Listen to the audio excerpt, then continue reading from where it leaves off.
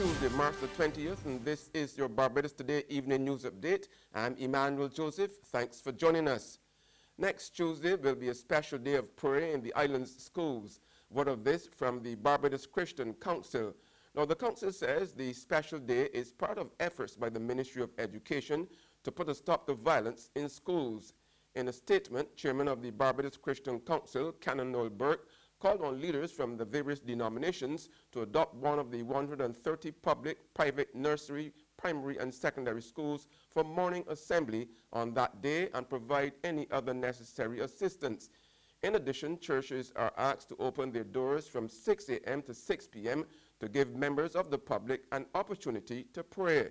Canon Burke stressed that no one child or school should be targeted, but he appealed for special attention for those schools, parents, teachers, and students directly affected by recent violent incidents.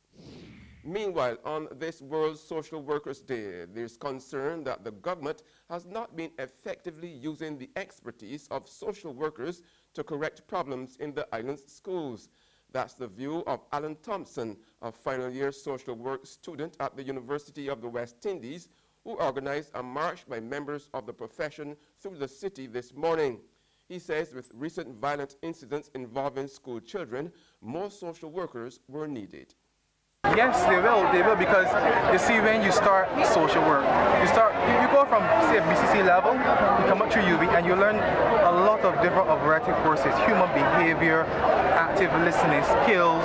There's so many courses that are so important to this social work degree that helps you as an individual to grow. And when you're finished, you can then go out into society, into the community, and help each other. Meanwhile, Deputy Director of the Child Care Board, Denise Nurse, is concerned that increasing demands on single unemployed mothers could lead to more cases of child abuse and neglect. Speaking at a recent roundtable discussion hosted by the Institute for Gender and Development Studies entitled Rural and Urban Women, Speak Up and Speak Out, Nurse says the absence of the traditional extended family is having a negative impact on households. Mothers also in turn become very frustrated and overwhelmed, thus causing children to become at risk for abuse.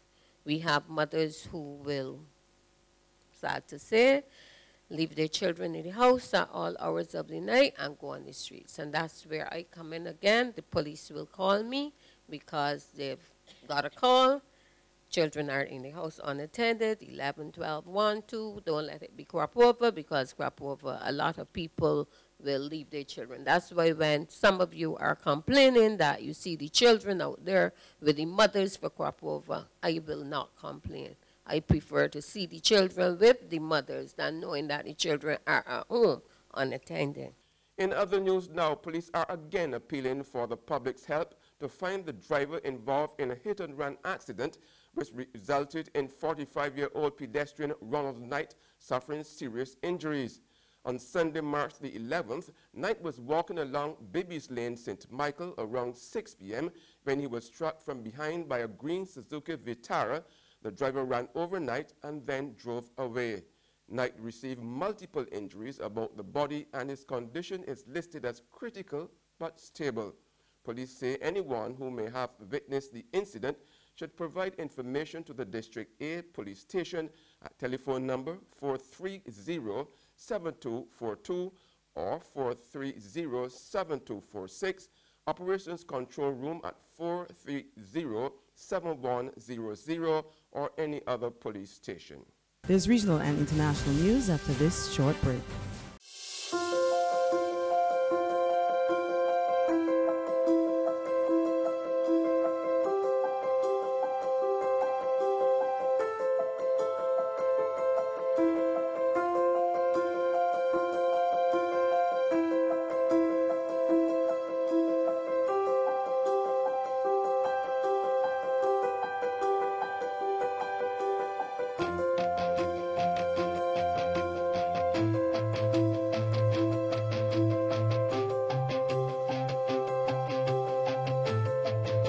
Barbados Today, news you can trust.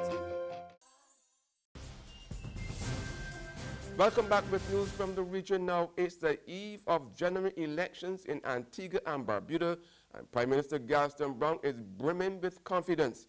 He's expecting that this Antigua Labour Party will make a clean sweep. Prime Minister Brown confident about easily retaining his seat. He said that's not hubris on his part. It's the reality on the ground in the constituency. Last elections, I got about, 67% of the votes. And I can't see Wilmer Daniel doing more than maybe 20%. And that is no exaggeration. It's just a reality.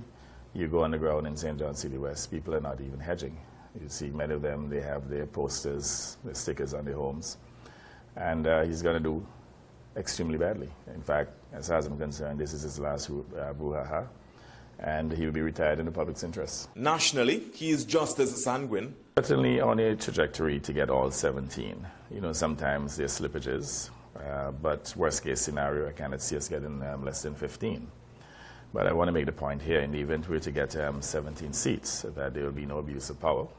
We will make sure that we continue to govern the country properly.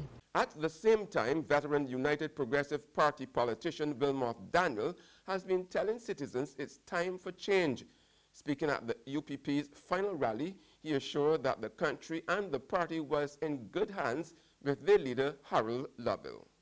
Some people, even among our supporters, try to say to me, you should be leader. Me no want to be a leader.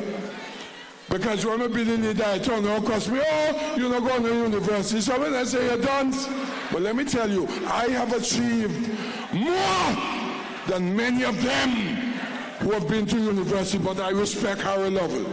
Harold Lovell will be the next Prime Minister of Antigua and Barbuda. And you will be better off. And on the international front, in the United States to be exact, another school shooting today. 2 teenage students were shot at the Great Mills High School in St. Mary's County, southeast of Washington, D.C., by 17-year-old gunman Austin Rollins. An armed campus guard exchanged fire with Rollins, who was shot dead. The 2 students have been hospitalized. Sheriff Tim Cameron told reporters it was another tragic reminder of the threat of gun violence. You know, this is what we train for, this is what we prepare for, and this is what we pray that we never have to do. And on this day, we realize our worst nightmare, that our greatest asset, our children, were attacked in one of our places of a bastion of safety and security, one of our schools. So obviously that's what we're talking about right now across the country.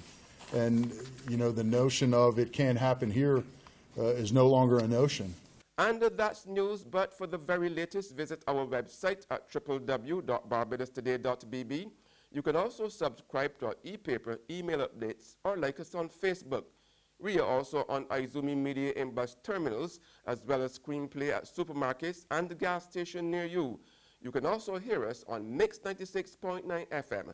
I'm Emmanuel Joseph. Have a fantastic evening.